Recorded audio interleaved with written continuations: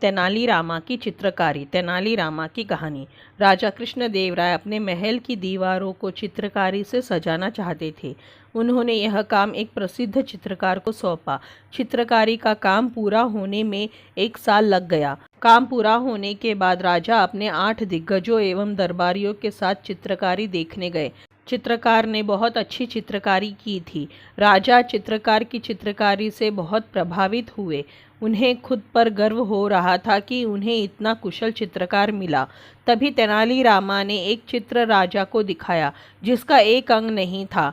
राजा आश्चर्यचकित हुए, परंतु उस कमी को अनदेखा करने के भाव से उन्होंने तेनालीरामा से कहा, तुम उस अंग की कल्पना करो, यही तो इस चित्रकारी की विशेषता है।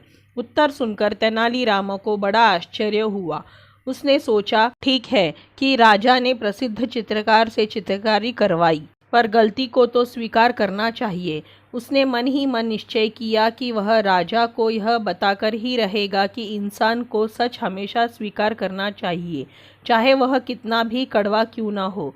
कुछ दिनों के बाद तेनालीरामा ने दरबार में जाकर राजा से कहा, आपके महल से प्रेरित होकर मैंने भी चित्रकारी की है और उसकी प्रदर्शनी लगाई है।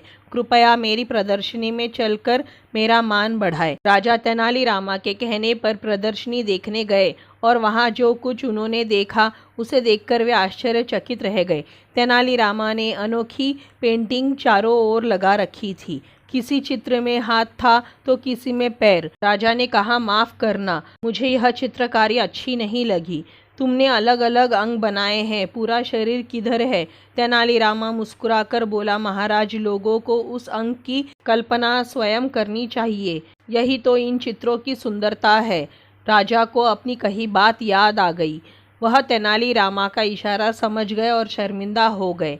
तो दोस्तों, ये थी तेनालीरामा की कहानी, तेनालीरामा की चित्रकारी। आपको कैसी लगी? अगर अच्छी लगी हो तो इसी तरह की कहानियों के लिए चैनल को सब्सक्राइब करें, वीडियो को लाइक करें, शेयर करें।